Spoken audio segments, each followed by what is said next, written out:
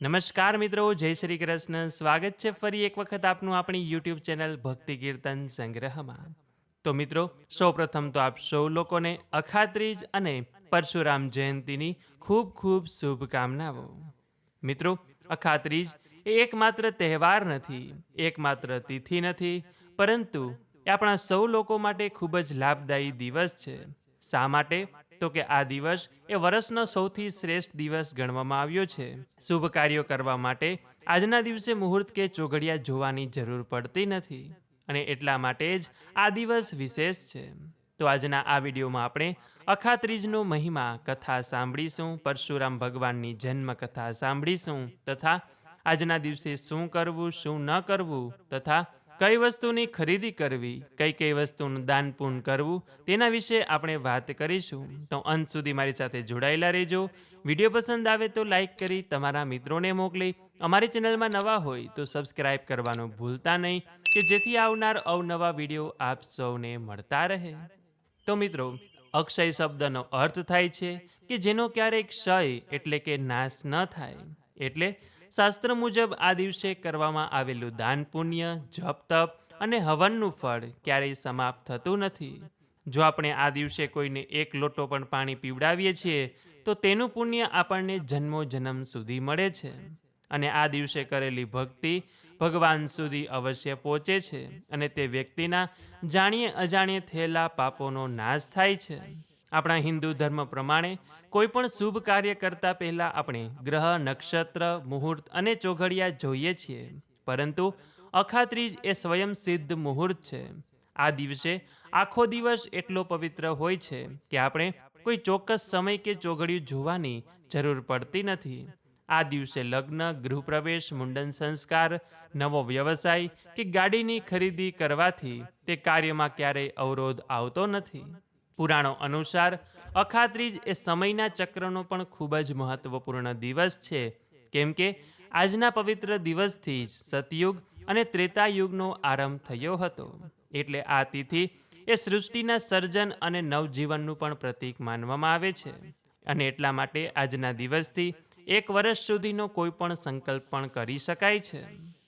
એ પછી એવી પણ માન્યતા છે કે રાજા ભગીરથની કઠોર તપસ્યાથી પ્રસન્ન થઈને માં ગંગા સ્વર્ગમાંથી પૃથ્વી પર અવતર્યા હતા, અને તે દિવસ વૈશાખ સુદ ત્રીજ એટલે કે આ અખાત્રીજનો જ હતો. અને એટલા માટે આજના દિવસે ગંગાજીમાં સ્નાન કરવાનું મહત્વ બતાવવામાં આવેલું છે. સાથે જ આજના દિવસે પિતૃઓને તર્પણ કરવાનું પણ મહત્વ લખેલું છે, કે જેનાથી આપણા પિતૃઓને મોક્ષ મળે છે. કહેવાય છે કે ભારતના ચારધામ પૈકીના એક એવા ભગવાન વિષ્ણુના નિવાસ સ્થાન બદ્રીનાથ ધામ સાથે પણ આ દિવસ સંકળાયેલો છે. એટલે કે શિયાળાના 6 મહિના સુધી મંદિર બંધ રહ્યા બાદ બદ્રીનાથ મંદિરના કપાટ અખાત્રીજના શુભ દિવસે જ ખોલવામાં આવે છે. અને આ દિવસે ભગવાન બદ્રીનાથના પ્રથમ દર્શન કરવાથી આપણા જીવનના દરેક કષ્ટો દૂર થઈ જાય છે.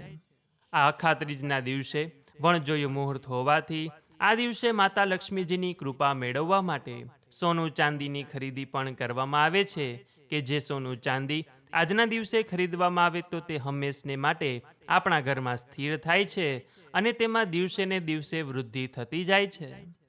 પરંતુ કહેવાય છે કે આજના દિવસોમાં સોના ચાંદીના ભાવ ખૂબ જ વધારે હોવાથી દરેક લોકો તો સોના ચાંદીની ખરીદી કરી શકવાના નથી, પરંતુ તેની જગ્યાએ લક્ષ્મીજીને પ્રસન્ન કરી શકાય એવી ઘણી બધી વસ્તુ છે કે જે પણ ખરીદી કરી શકાય છે, કે જે માત્ર આપ 5 રૂપિયાની પણ કરી શકો છો.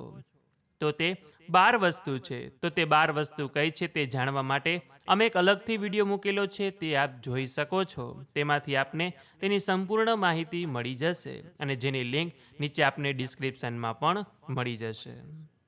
તો આજના દિવસે સવારે વહેલા ઉઠી પવિત્ર નદીમાં અથવા તો ઘરમાં ગંગાજળ મિશ્રિત જળથી સ્નાન કરી સૂર્યદેવને અર્ઘ્ય આપવું જોઈએ. અને પછી આજના દિવસે ભગવાન વિષ્ણુના છઠ્ઠા અવતાર એવા પરશુરામ ભગવાનનું પૂજન કરવામાં આવે છે. જો આપણી પાસે પરશુરામ ભગવાનનો ફોટો મૂર્તિ હોય તો તેનું પૂજન કરવાનું, અથવા તો લક્ષ્મીનારાયણની મૂર્તિ હોય તો તેનું પણ પૂજન કરી શકાય છે. એક બાજોટ ઉપર પીળું વસ્ત્ર પાથરીને તેના ઉપર ભગવાન વિષ્ણુ અથવા તો પરશુરામ ભગવાનની મૂર્તિ, ફોટો રાખીને ભગવાનની ચંદન, અક્ષત, પુષ્પ અને તુલસીદળ સમર્પિત કરીને પૂજન કરવાનું. ભગવાનને આજે સત્તુ એટલે કે શેકેલા અનાજનો લોટ, ગોળ અને અત્યારે જે સિઝનલ ફ્રૂટ આવતા હોય તેનો ભોગ ધરાવવામાં આવે છે. મીઠાઈનો ભોગ પણ ધરાવી શકાય છે. અને પછી ત્યાં બેસીને ભગવાનની આરતી કરી આજના દિવસે શ્રી સુક્તમનો પાઠ કરવામાં આવે છે અથવા તો કનકધારા સ્તોત્રનો પાઠ કરવો જોઈએ કે જે માતા લક્ષ્મીજીનો પાઠ છે. એવું કહેવાય છે કે આજના દિવસે જો તે પાઠ એક વખત પણ કરવામાં આવે છે તો તે આપણને 1000 વખત કરવામાં આવે અને તેનાથી જેટલું ફળ મળે તેટલું ફળ એક વખત પાઠ કરવાથી મળી જાય છે. તો આજે આપણે અવશ્ય લક્ષ્મીજીનો પાઠ કરવો જોઈએ. એ પછી આજે સવારે અથવા સાંજે ઉંબરા પૂજન કરવું જોઈએ અને મંદિરમાં પણ સાંજે પ્રદોષકાળ સમયે ધૂપ, દીવો, અગરબત્તી કરવી જોઈએ. એટલે આ રીતે આપણા હિન્દુ ધર્મમાં અખાત્રીજનું મહત્વ બતાવેલું છે. તો આવો હવે આપણે પરશુરામ ભગવાનની જન્મ કથા સાંભળીએ, કેમ કે આ અખાત્રીજ ઉપર જમદગ્નિ ઋષિના ઘરે પરશુરામ ભગવાને જન્મ લીધો હતો. તો બોલીએ પરશુરામ ભગવાન કી જય. મિત્રો, મહર્ષિ ભૃગુના પુત્ર ઋષિ રુચિકના લગ્ન કાન્ય કુબ્જના રાજા ગાધીની પુત્રી સત્યવતી સાથે થયા હતા. ઋષિ રુચિકે પોતાની પત્ની સત્યવતી અને રાણી માટે 2 અલગ અલગ યજ્ઞ પ્રસાદ તૈયાર કર્યા હતા. સત્યવતી માટેના પ્રસાદમાં બ્રહ્મ તેજ હતું અને રાણી માટેના પ્રસાદમાં ક્ષત્રિય તેજ હતું. પરંતુ ભૂલથી બંને પ્રસાદની અદલા બદલી થઈ ગઈ. જ્યારે ઋષિ રુચિકને આ વાતની ખબર પડી ત્યારે તેમણે કહ્યું કે હવે સત્યવતીનો પુત્ર બ્રાહ્મણ હોવા છતાં ક્ષત્રિય જેવા ગુણો ધરાવતો હશે. અને સત્યવતીની વિનંતી પર ઋષિએ આ ફળને એક પેઢી પાછળ ઠેલવ્યું. પરિણામે સત્યવતીને ત્યાં ઋષિ જમદગ્નિનો જન્મ થયો અને આગળ જતા જમદગ્નિ અને માતા રેણુકાના ઘરે ભગવાન પરશુરામનું પ્રાગટ્ય થયું. પરશુરામનું મૂળ નામ રામ હતું અને તેઓ બાળપણથી જ અત્યંત તેજસ્વી અને શસ્ત્રશાસ્ત્રમાં નિપુણ હતા.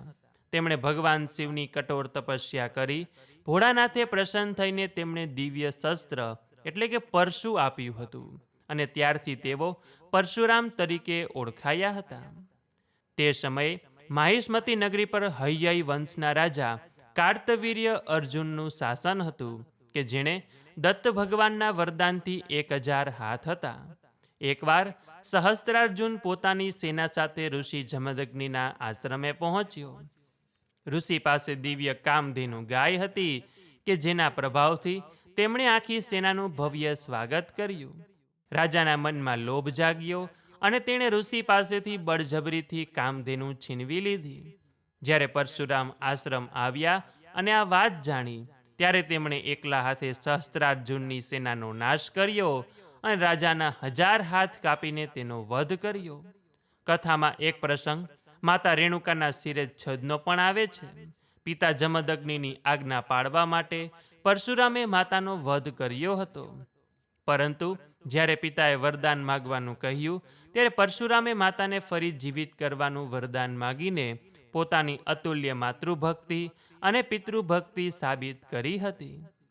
સહસ્ત્રાર્જુનના પુત્રોએ બદલો લેવા માટે પિતા જમદગ્નિની હત્યા કરી નાખી અને આ જોઈ પરશુરામ અત્યંત ક્રોધિત થયા. તેમણે પ્રતિજ્ઞા લીધી કે તેઓ પૃથ્વીને અત્યાચારી ક્ષત્રિયોથી મુક્ત કરશે અને પુરાણો મુજબ તેમણે 21 વખત પૃથ્વી પરથી અહંકારી અને ધર્મભ્રષ્ટ ક્ષત્રિયોનો નાશ કર્યો હતો અને અંતે જીતેલી પૃથ્વી ઋષિ કશ્યપને દાનમાં આપી દીધી હતી. તો બોલીએ પરશુરામ ભગવાન કી જય. તો મિત્રો, આજના વિડીયોમાં આપણે અખાત્રીજનું મહિમા કથા સાંભળ્યું. આજના દિવસે શું દાન કરવું, કયા કાર્યો કરવા તે પણ જાણ્યું અને ભગવાન પરશુરામની કથા પણ સાંભળી. આશા છે કે આપ સૌ લોકોએ પણ અમારી સાથે આ કથા મહિમા સાંભળ્યું હશે. તો આજના દિવસે આપ અમારી સાથે માતા લક્ષ્મીજીનો પાઠ અવશ્ય કરજો. શ્રી સુક્તમના પાઠનો વિડીયો અમારી ચેનલમાં અમે મૂકેલો છે, તે આપ અમારી સાથે કરી શકો છો. તો આ વિડીયો પસંદ આવ્યો હોય તો લાઈક કરી તમારા મિત્રોને મોકલી, અમારી ચેનલમાં નવા હોય તો સબસ્ક્રાઈબ કરવાનું ભૂલતા નહીં કે જેથી આવનાર અવનવા વિડીયો આપ સૌને મળતા રહે.